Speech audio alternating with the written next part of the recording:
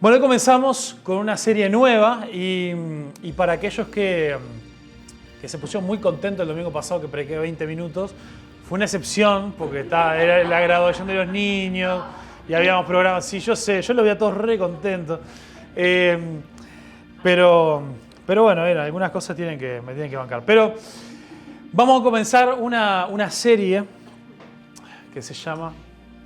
Yo quiero adivinar. ¿Vos querés adivinar? Cultura de reino. Cultura de reino. Y hemos hablado, creo que fue el año pasado que hicimos una serie sobre el reino de Dios, explorando realmente cómo esa es la meta narrativa, la gran historia que Dios plantea a lo largo de todas las Escrituras, cómo desde la creación Dios quiere establecer su reino en la tierra a través de la creación del hombre y la mujer y que les delega la autoridad de gobernar sobre su creación como sus representantes en la tierra y les da esta autoridad y potestad de gobernar sobre las aves del cielo, las bestias de la tierra y los peces del mar. Y además les da, fructifíquense, multiplíquense, llenan la tierra, pero todo eso se ve arruinado por el pecado. Y a partir de ese entonces Dios también quiere volver a establecer su reino a través de cuando Él elige por pura gracia a aquel hombre llamado Abraham y le dice: de ti haré una gran nación y te voy a bendecir tremendamente y a través de ti todas las familias de la tierra serán benditas. Y ese establecimiento del reino de Dios llega ahí a su punto clímax cuando Dios mismo se encarna hacia ese hombre y Jesús nace humildemente para llegar a coronarse como rey de la forma más inesperada posible, que fue a través de recibir una corona no de oro, no de plata, no de joyas, sino una corona de espinas y ser levantado no en un gran trono, sino ser levantado en una cruz. Y Jesús, que vino y anunció el reino de los cielos se ha acercado, Él vino para poder abrirnos las puertas del reino de los cielos, para que vos y yo podamos ser parte de ese reino. Y Jesús, en una de sus enseñanzas más importantes, en una de sus enseñanzas más conocidas, más claves, que la conocemos como el Sermón del Monte, Él comienza hablando del tipo de personas que serían los ciudadanos de este reino de los cielos. Y ahí la parte que conocemos como las bienaventuranzas. Y nos habla de aquellos que son más que felices aquellos que cumplen con esas condiciones, no aquellos que son pobres de espíritu porque reconocen su situación y el reino de los cielos que les pertenece.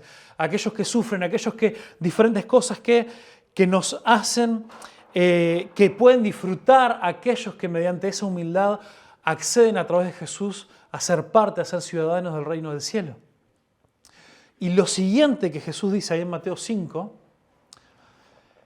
en el versículo 13 dice: ustedes, y le está hablando a estos seguidores que ellos querían ser parte del reino de los cielos, dice: ustedes son la sal de la tierra, pero ¿para qué sirve la sal si ha perdido su sabor? ¿Puede lograr que vuelva a ser salada? La descartarán y la pisotearán como algo que no tiene ningún valor. Ustedes son la luz del mundo. Como una ciudad en lo alto de una colina que no puede esconderse. Nadie enciende una lámpara y luego la pone debajo de una canasta. En cambio, la coloca en un lugar alto donde ilumina a todos los que están en la casa. Entonces, esta idea, principalmente quiero concentrarme en esta idea que Jesús deja de su pueblo, de su reino, como una gran ciudad que es puesta en un lugar alto, una ciudad sobre una montaña, y que está puesta ahí para dar luz. Y esta idea que Jesús está resumiendo no era una idea nueva. Era literalmente el propósito y hasta en muchos sentidos, hasta físicos, en los cuales Dios había querido establecer al pueblo de Israel.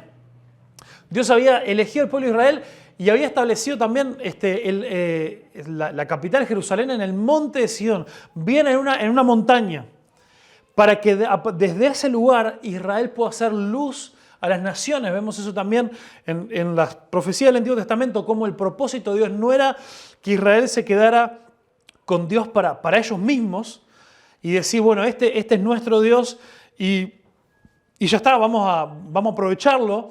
El resto, los gentiles, ¿no? Que no sepan nada, sino que Dios quería que ellos pudieran ser un gran ejemplo para el resto de los pueblos de lo que significaba tener un gran y buen Dios completamente diferente a todos los otros dioses. Sin embargo, Israel no cumplió con ese propósito. Sin embargo, Israel comenzó a vivir de formas tremendamente egoístas para con los de afuera, incluso oprimiendo a otros pueblos y entregándose también a los otros dioses en vez de ser ellos quienes compartían de lo impresionante de este Dios y cómo este Dios que realmente quería traer, establecer su reino entre las personas con valores completamente diferentes a lo de esos dioses vecinos, dioses paganos. Pero Israel le fue infiel a Dios y se entregó a esos dioses. Y acá viene Jesús diciendo, ahora el reino de los cielos se ha acercado porque vengo yo, que soy el rey del reino de los cielos, y mis seguidores, aquellos que decidan seguirme, y como Jesús también explicó más adelante el costo del discipulado, tomar su cruz y seguirme, aquellos que cumplan con estas condiciones, que realmente me sigan, son la luz del mundo. Esto es muy interesante, pues nosotros sabemos, incluso Juan nos dice en el capítulo 1 que la luz del mundo, ¿quién es? Jesús mismo. Jesús es la luz del mundo. Entonces acá Jesús ya nos está comenzando a dar esta idea de que nuestro rol y nuestro propósito como ciudadanos del reino de Dios es representar e imitar las formas de nuestro rey. Y todo el resto del Sermón del Monte se trata de eso, se trata de la ética, de la moral, de las reglas del reino de Dios y de cómo el reino de Dios tiene que manifestarse, tiene que mostrarse y ser diferente, ser santo hacia adentro y hacia afuera. Y digo ser santo no en este sentido de, como a veces coloquialmente lo entendemos, de santo sin pecado, que es una de las formas de entender la palabra santidad, pero en su expresión más básica la palabra santidad significa, ¿se acuerdan? Apartado, diferente, de su único tipo. Y Dios sabe que nosotros no es que nos volvemos así perfectos de un día para el otro. Él nos ve perfectos a través del sacrificio de su Hijo. Él sabe que nuestra vida es un proceso, pero es un proceso a través del cual nosotros tenemos que entender que fuimos llamados a ser apartados para Dios. No apartados de alejarnos del mundo, pero para ser su pertenencia. Y esto es una idea que comenzó desde el jardín del Edén, como decíamos hoy, y se va desarrollando, pero al final no solamente cuando Jesús viene a acercar al reino de Dios, sino cuando el reino de Dios se manifieste de una forma total y completa, cuando Jesús regrese, va a ser igual. Vemos en la última página de la Biblia, ahí en Apocalipsis 21 y 22, se nos habla de la gran Jerusalén celestial. Dice que va a descender del cielo. Está hablando de esa ciudad y aparte se empieza a mezclar la idea de esa gran ciudad que se va a establecer en los cielos nuevos y tierra nueva, con un montón de imágenes de cosas que pertenecían al jardín del Edén. Vuelve a aparecer ese río que en Génesis 2 nos habla que brotaba y que de ahí se alimentaban todos los ríos de la tierra. Vuelve a aparecer el árbol de la vida. Y desde ahí nos dice que esa Nueva Jerusalén, una ciudad que estaba sobre un monte, no solamente el amor y la justicia salían y esparcían y llegaban hasta los confines de la tierra, sino dice que no sería necesaria la luz del sol, porque la luz de la gloria de Dios desde ese lugar alumbraría todo lo que existe. Yo no creo que sea una imagen súper literal de cómo va a ser eso. Entiendo que está hablando de una manera bastante figurada, pero que sin duda va a ser la manifestación completa de cuando Jesús dice, ustedes son la luz del mundo. Entonces el reino de Dios tiene una cultura específica y distintiva que nos debe caracterizar y nos debe diferenciar de este mundo. Este tipo de cultura de reino será algo que desafíe grandemente nuestras inclinaciones naturales hoy en día. Todos nosotros tenemos inclinaciones naturales que algunas, esto lo hemos hablado, creo que fue una discusión media reciente, creo que en uno de los refugios de hombres, la cual hablamos cómo a veces nosotros pensamos que somos bastante maduros en algunas áreas y nosotros rechazamos algunos pecados, pero eso quizá a veces tiene más que ver con nuestra inclinación natural de que es un pecado en el cual nosotros no tenemos un problema con eso, o no es algo en lo cual nosotros nos vemos tentados, pero con otras cosas sí tenemos una gran debilidad. Y no es que, bueno, yo soy súper maduro y lo tengo re claro en esta. No, capaz que si no estuvieras en Cristo, tampoco tendrías problema con eso. Entonces lo importante de entender que la cultura y la ética y la moral del reino de Dios es algo que desafía grandemente nuestras inclinaciones naturales, porque vivimos en un mundo que constantemente nos quiere moldear a su cultura. De ahí el llamado que vemos en Romanos 12:12, y por eso hoy Gabriel lo estuvo leyendo. Romanos 12:2 dice, no os conforméis a este siglo, a este mundo, a esta sociedad en la cual vivimos. Y no se conformen, es literalmente la idea de no tomen la forma, no se amolden a esa idea, ahí va, excelente, sino sean transformados por medio de la renovación de su entendimiento. Esto hace poco ya estuvimos ahondando un poco más sobre esto, en realidad creo que fue el pastor Andrés que estuvo hablando un poco de esto, pero no, sean transformados, de ahí esa palabra ahí en griego de metanoia, de la cual sacamos la palabra metamorfosis, ¿no? Es un cambio total y completo de adentro hacia afuera. Entonces la transformación de Dios viene de adentro hacia afuera. Dios quiere que vaya cambiando nuestro corazón, nuestros pensamientos, dice acá, la renovación de nuestro entendimiento, de la forma en la que vos y yo razonamos y pensamos las cosas. Si vos y yo tenemos un encuentro cercano con Jesús y empezamos a caminar con Él, poco a poco nuestra forma de pensar va a ir cambiando. Nuestra forma de razonar las cosas, las situaciones de la vida, va a ir cambiando. Nuestra forma de evaluar lo que sucede en esta sociedad, lo que sucede en nuestra propia vida, lo que sucede en nuestra familia, lo que sucede en nuestro trabajo, en nuestras relaciones, vamos a comenzar a mirarlo desde una perspectiva que no tiene que ver con mis impulsos y mis ganas y mi personalidad. Vamos a dejar de decir, es que yo soy así, y vamos a comenzar a preguntarnos, ¿qué es lo que dice Dios al respecto? ¿Cómo debo yo, como un ciudadano del reino de Dios, me debo comportar, debo pensar, debo hablar en esta situación? Entonces, la cultura del mundo en el que vivimos nos está discipulando constantemente.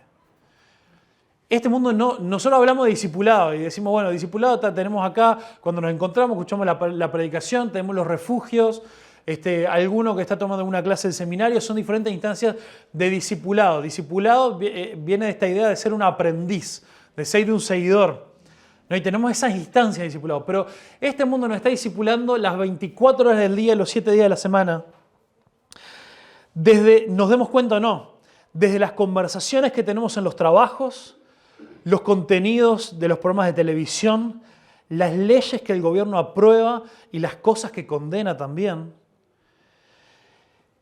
El bombardeo en las redes sociales incluso de completos desconocidos que hablan con mucha confianza sobre sus opiniones, tratando todas otras opiniones como si fueran estupideces, así como las declaraciones moralistas de incluso empresas que mientras nos intentan vender sus productos, han descubierto que los consumidores actuales responden mejor si las marcas se alinean a tendencias culturales del momento. ¿Han notado eso?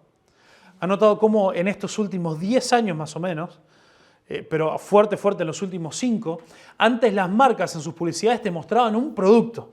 Te decían, nosotros somos los mejores haciendo estos championes, nosotros somos los mejores haciendo esta crema. Pero ahora vos podés mirar un montón de publicidades y te enterás en la fotito final de qué marca era. Todo se trata de los valores. Las marcas se quieren alinear con valores porque saben que ahora estamos en una sociedad que se pone y que se apasiona no por marcas, no por cosas, sino por ideas.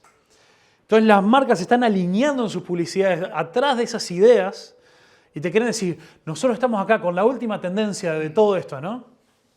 Y ahí vamos atrás de y aparte ahí uno empieza a descubrir las grandes hipocresías. Justo acá en Uruguay el mes del orgullo, bueno, ya no es el orgullo gay, es el orgullo LGBTQ+, acá es en septiembre creo, pero en realidad internacionalmente es en junio. Porque bueno, el hemisferio norte es verano y se presta más para los desfiles y todas las cosas. Es impresionante que estas empresas tienen tanta convicción que salen y todas cambian su fotito en las redes sociales por arcoíris y todo lo demás. Lo hacen solamente en los países que están alineados con esos ideales. Las páginas de las redes sociales de Nike y de, no sé, de Adidas, de la marca que vos quieras, de Arabia Saudita o de cualquier país del Medio Oriente, ni se enteraron que era el mes del orgullo. Entonces, ¿será que tienen convicciones? ¿O será que están atrás del bolsillo de la gente? Y en eso es donde quedan completamente al descubierto sus verdaderos intereses. Nunca podemos pensar que estamos en un estado neutro. O somos discipulados por la palabra de Dios o somos discipulados por el mundo. Eso es algo que vos y yo lo tenemos que tener súper claro. No es tipo, acá estoy yo con mis ideas. Todo el tiempo y de las maneras más inconscientes a veces estamos siendo bombardeados constantemente. Capaz crees que esto no es así, que vos tenés ideales y una moral cristiana. ¿Sí? No, escúchame, yo rechazo un montón de cosas. Pero basta con hacernos algunas preguntas honestas, las cuales son de cuáles son los problemas en la sociedad que vemos como los más alarmantes. Y vamos a comenzar a hacer una lista de ciertas prioridades en nuestra moral, mientras que otras ya han pasado a ser parte de lo cotidiano que toleramos. Por ejemplo, y acá me meto en un tema medio pesado y heavy, ¿no? Todos, realmente yo creo que todos, esta semana nos vimos horrorizados por el femicidio que sucedió en Maldonado, de esta adolescente que fue asesinada a manos de su exnovio. Todos nos sentimos mal, todos repudiamos el hecho, despreciamos al homicida, intentamos sentir un poco el dolor de la familia, simpatizamos con quienes organizaron manifestaciones pidiendo justicia y nos frustramos, creo, la mayoría, al saber que solamente había un máximo legal de 10 años, hasta lo último que yo escuché, en cuanto a una sentencia que se le pueda dar. Creo que eso es un sentimiento bastante unánime. Y está bien que así sea. Sin embargo, a pocos todavía se nos mueve algo al ser recordados que solamente en Uruguay se realizaron más de 11.000 abortos en este último año. Esos son unos 30 asesinatos diarios de bebés que no han llegado a nacer. Muchos cristianos reconocerán la gravedad y las consecuencias terribles de un hombre que vive cometiendo adulterio y destruye a su familia en el paso. Pero la mayoría ya hemos normalizado el pecado de las consecuencias de la homosexualidad y la ideología de género. Incluso cuestionando si esta no será una de las partes más retrógradas de la Biblia que seguramente se escribieron porque no vivían en una sociedad como la nuestra. Todos afirmamos de un salto la perversidad de la esclavitud sexual que se sigue dando en el mundo hoy en día. Todos los cristianos quieren ir corriendo el 31 de agosto a mirar El Sonido de la Libertad. Esta película, por las dudas capaz que alguno no sabe, una película que trata sobre esta temática producida por un estudio de películas cristianas para apoyar la causa. Pero un triste alto porcentaje de todos los que irán ese 31 de agosto a mirar esa película, en la misma semana van a consumir pornografía que alimenta y fomenta la industria de la esclavitud sexual.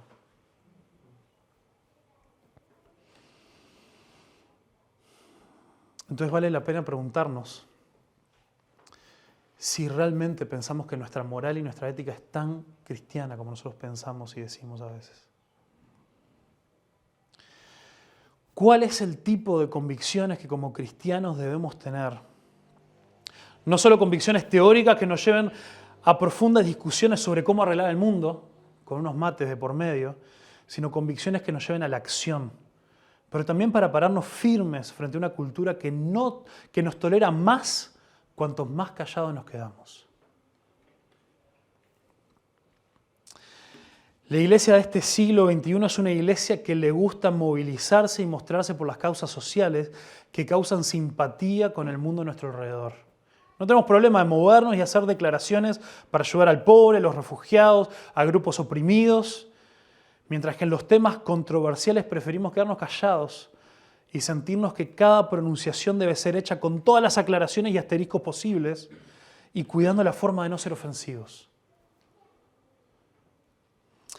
J.C. Ryle, que fue un teólogo de ahí de fines de 1800, principios de 1900, escribió: hay un tipo de cristianismo común y mundano en este día que muchos tienen y piensan que tiene suficiente. Un cristianismo barato que no ofende a nadie y no quiere sacrificio, que no le cuesta nada y no vale nada.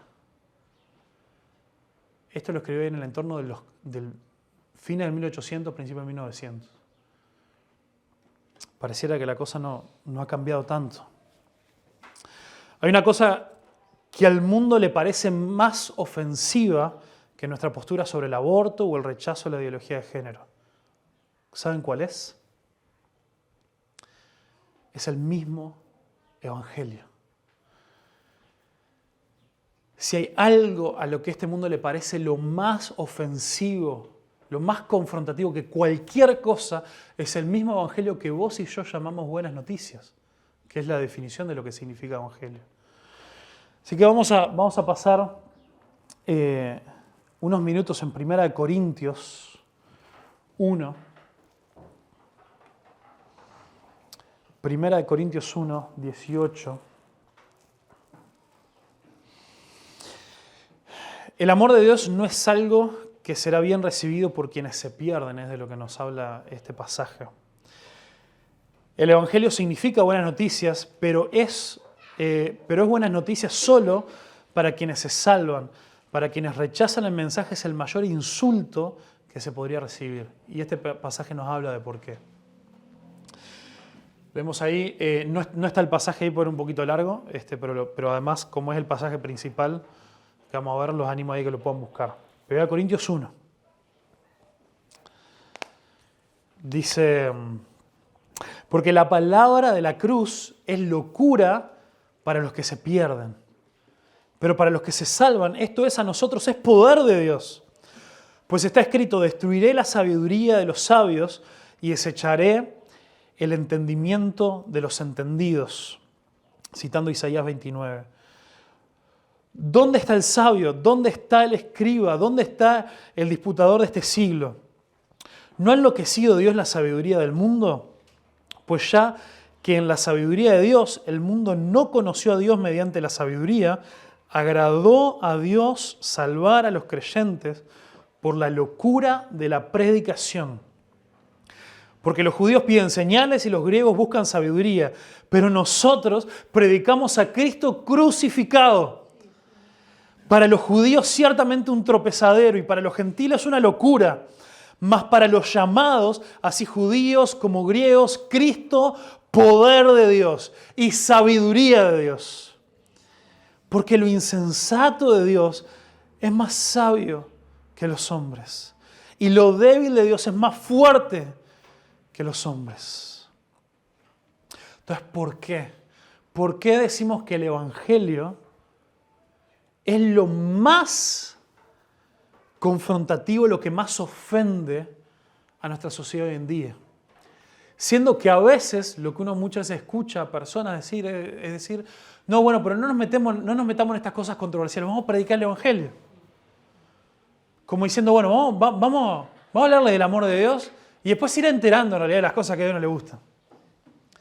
Pero Pablo dice, si yo me quiero meter en problemas, lo que tengo que hacer es comenzar a predicar.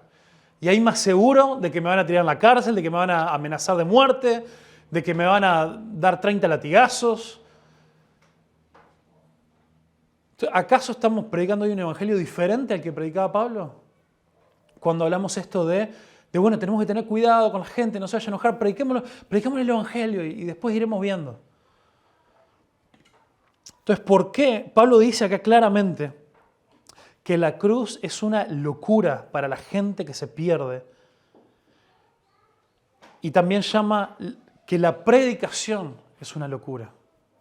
O sea, justamente la predicación es la proclamación, es la comunicación del mensaje de la cruz. Entonces, quiero que veamos cuatro cosas, 4 razones por las cuales la cruz es una locura. No están acá, así que ahí si quieren, lo que están anotando, le aviso al Magno, lo voy a poner ahí. La primera razón por la cual la predicación del Evangelio, la predicación del mensaje de la cruz, es una locura para la gente que no cree en Dios. Y si nosotros lo predicamos, de verdad es porque el mensaje de la cruz nos confronta con nuestro pecado en un mundo que enseña que aceptación es aprobación. Hemos dicho muchas veces, ¿no?, que Dios nos recibe tal como estamos, ¿no? Tenemos esa imagen, hermosa imagen del amor de Dios, de la parábola del hijo pródigo, del padre esperando con los brazos abiertos a recibir al hijo perdido, celebrando el regreso de su hijo. Y eso es completamente cierto. Pero esa aceptación, esa disposición de Dios de recibirnos, aunque hayamos tocado fondo, ese amor incondicional de Dios por todo aquel que reconozca que lo necesita, por todo aquel que quiera volver a casa,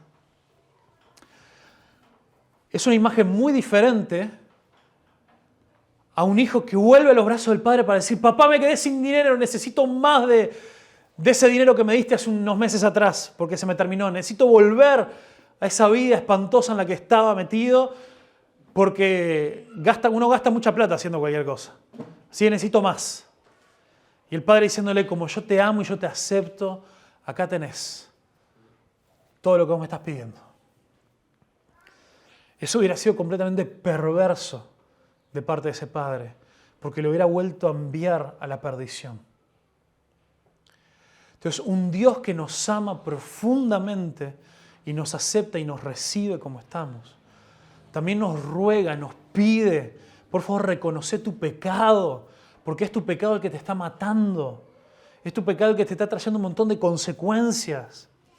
Y en nuestro mundo, en esta sociedad posmoderna, más que nunca, se enseña que si vos aceptás a alguien, que si vos amás a alguien, es exactamente lo mismo, es inseparable de tu aprobación por todo lo que la persona haga. No hay una forma sana hoy en día de uno mostrar amor mientras uno marca la diferencia de que, mira, como yo te amo, te tengo que decir que esto lo estás haciendo mal y esto te va a lastimar. Eso en el contexto de nuestra sociedad es catalogado como odio. Y lo sabemos. Entonces, la locura de la cruz es locura para los que no creen porque nos confronta con nuestro pecado, porque lo que nos dice la cruz. A ver, ¿qué es la cruz? A ver, para los que tenemos más o menos claro el mensaje del Evangelio. ¿Qué pasó en la cruz? No hay pregunta con trampa, lo más básico. ¿Qué pasó en la cruz? Jesús murió por nosotros.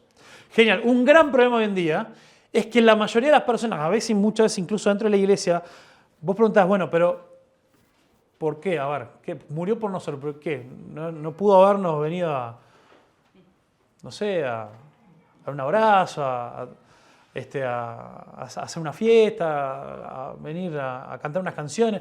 ¿Por qué cuando Jesús vino al mundo tuvo que morir en la cruz por nosotros? Por nuestros pecados. ¿Y qué significa que tuvo que morir por nuestros pecados? Que a nosotros nos tocaba ese castigo. Entonces, predicar la cruz es locura para los que se creen, porque no solamente nos dice: vos estás en pecado, otra palabra completamente prohibida hoy en día en nuestro mundo, sino que además te dice: tu pecado, tu falta moral delante de Dios es tan grave, que es pero tan grave delante del Creador, que la única solución es que Dios mismo se haga hombre y Dios mismo viva una vida sin pecado y Él se entregue como un hombre inocente para recibir el castigo por tu pecado. Así de grave era. Nuestro pecado no era, vos perdoname, como que uno pecha a alguien en la calle, no te das vuelta, disculpa, ¿no? Y te vas y no pasó nada. Nuestro pecado es realmente grave. Entonces, no solamente la predicación de la cruz llega a ese punto donde dice, te tenés que arrepentir de tu pecado, sino que nuestro pecado realmente es grave. Es grave. Que ha ofendido a un Dios perfecto. Entonces, la cruz es la representación física de lo aborrecible de nuestro pecado. La segunda cosa por la cual el mensaje de la cruz y la predicación de la cruz es una locura para los que no creen. La cruz nos habla de la santidad y el juicio de Dios en un mundo que quiere definir su propia moralidad. Uno va a hablar con la gente, ¿no? Y vos te pones a hablar sobre el problema de la moralidad, ¿no? En esto, por ejemplo, si uno se pone a discutir con alguien agnóstico, ¿no? Siempre las conversaciones más interesantes van por el lado de cuando uno quiere compartir la fe, por el lado de esto, de la ética y la moralidad, que por el tema de pruebas científicas, donde hay un montón de pruebas y cosas que sostienen la fe cristiana, pero donde se desarman enseguida los argumentos es la parte moral. Porque uno dice, bueno, entonces, ¿cómo definís vos el bien y el mal? ¿Cómo define la sociedad el bien y el mal? Bueno, todos están de acuerdo, los que no creen en Dios, que el bien y el mal lo define la misma sociedad. Y la sociedad del mundo, la sociedad de una persona, lo que sea, ¿no? Y sin embargo, eso tiene sus límites. Porque entonces uno podría ponerse a decir, bueno, entonces, si nosotros como sociedad nos ponemos de acuerdo, algún día imagínate que estamos todos re locos y nos ponemos de acuerdo en legalizar los femicidios. ¿Eso pasaría a estar bien? Bueno, pero ¿por qué no? Le diríamos a alguien que dice que la moralidad la define la misma sociedad. ¿Por qué no? Si esta sociedad en los diferentes países, en diferentes años, pero en este último siglo, definimos que lo que desde siempre se consideró una vida en el vientre de una mujer, decidimos que no es una vida. Y hoy en día, hoy en pleno 2023, nadie se termina de poner de acuerdo y como no hay una definición de moralidad, cada vez, aún en los lugares donde el aborto ya es legal, se sigue buscando correr cada vez más. En algunos lugares se había legalizado hasta las 12 semanas, se busca empujar hasta las 24, y hay gente que está hablando de empezar a legalizar para que sea hasta el término. Hasta las 40 semanas. Mientras no haya salido, no es una persona, por lo tanto, se puede abortar. ¿Y por qué eso no le suda la frente al hacer eso? Porque la moralidad la define la sociedad en ese concepto. Entonces, esto se empieza a caer y a derrumbar por todos lados. Sin embargo, la palabra de Dios nos enseña y la ley que Dios escribió en nuestro corazón, que es otra enseñanza de la palabra de Dios, testifica en nosotros de que este tipo de cosas no puede pasar a estar bien si todos estamos de acuerdo que está bien. Hay algo superior a lo que nosotros nos podemos poner de acuerdo que dictamina de que existe la perversidad y que existe el mal. Los mismos que dicen que el bien y el mal no existe, que lo define la sociedad, son los mismos que después te dicen yo no creo en Dios porque si Dios es tan bueno, ¿por qué permite que pase tanta maldad? Pero no es que vos no creías en la maldad. Lo tercero, el mensaje de la cruz nos dice que no podemos hacer nada para salvarnos en un mundo de autosuficiencia. Este es un mundo completamente individualista en el cual nos dice que vos te las tenés que manejar, que vos podés, que vos sos genial, que todo el poder está en tus manos. Y la palabra de Dios nos desafía diciéndonos que vos y yo no podemos hacer nada para salvarnos. Solamente poner nuestra confianza en que lo que Dios ya hizo es suficiente. Y eso es lo que la Biblia define como salvación por gracia, por medio de la fe. Y lo último es que nos dice que Jesús es el único camino en un mundo relativista que quiere llegar a Dios a su manera. El problema, dice un autor que ahora leyendo varias cosas ya me olvidé cuál es, pero no es que no le quiera dar crédito, dice el problema no es que haya un solo camino para la gente. Si Dios hubiera provisto 3 caminos, 100 caminos o 1000 caminos para llegar a Dios, el mundo querría que haya 1001 caminos. Porque todo esto se trata de no hacer lo que Dios quiere. El mismo problema del primer pecado. ¿Cuál fue el primer pecado? Adán y Eva tomaron del fruto con una conversación ahí con Satanás, ahí medio animalificado. En la serpiente que le dice, ¿realmente dijo Dios que vos no podías esto? Que si ibas a comer ibas a morir. ¿Realmente dijo Dios? Entonces, en esa obra que muchos decimos, pero qué color que le dio Dios, ¿no? Comieron un fruto, no pasó nada. Pero lo que hicieron en ese acto fue decir, nosotros vamos a definir lo que está bien y lo que está mal. Y yo creo que de ahí viene el nombre del árbol del conocimiento del bien y del mal. Yo no creo que tenía un gran veneno ese árbol que a partir de ahí cuando lo comieron, lo que pasó en ese árbol es que ese árbol era el objeto cual Dios puso como una barrera, un límite, para que pudiera existir la confianza y se pudiera existir la posibilidad de practicar una confianza en que Dios nos ama y quiere y establece lo mejor para nosotros. Entonces, cuando nosotros decimos, bueno, yo no sé si esto estará tan mal o no, esto debe ser medio relativo, hay que ver la situación, pero la palabra de Dios es clara, lo que vos y yo estamos haciendo es tomar del fruto y decir, yo voy a definir lo que está bien y lo que está mal. Yo voy a reinar mi vida. Y por último dice que a este mundo le es despreciable el mensaje de la cruz porque al mundo no le viene nada bien. Y Pablo lo ejemplifica con los dos extremos, los judíos y los gentiles. O sea, los judíos, ellos reclamaban señales. ¿Pero tuvieron señales los judíos? Un montón. Jesús hizo señales, los apóstoles hicieron señales y no creían.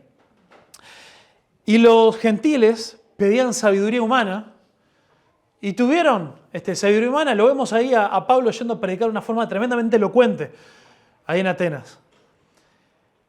Pero ellos rechazaban el mensaje de la cruz porque les parecía una locura, porque lo que requiere el mensaje de la cruz es humildad, de reconocer nuestra necesidad de Dios por la gravedad de nuestro pecado y el hecho de que vos y yo no podemos hacer nada por nosotros mismos para la salvación.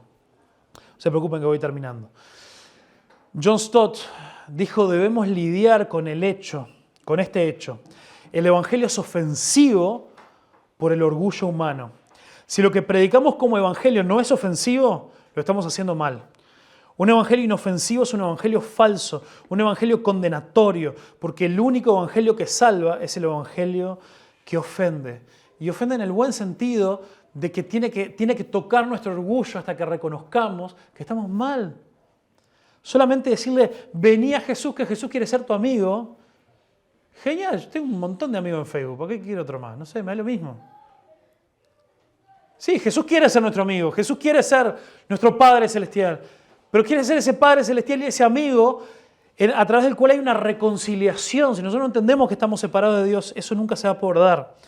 Otro teólogo, Steve Hill, dice, el desafío de la autoridad de Dios se remonta, bueno, esto en realidad sin citarlo, pero ya lo dije, la explicación del jardín del Edén. Hay un doble desafío que continúa atacándonos hoy. Los autores más vendidos nos dicen que el texto bíblico no es confiable, que los manuscritos bíblicos que tenemos en nuestro poder son contradictorios y que podemos saber poco sobre realmente cómo fue la vida de Jesús. Otros autores nos dicen que la Biblia no es más que una colección de tradiciones religiosas y que no se puede aplicar nada para la vida de hoy. En su mayor parte, sin embargo, el desafío a la autoridad de las Escrituras es más sutil.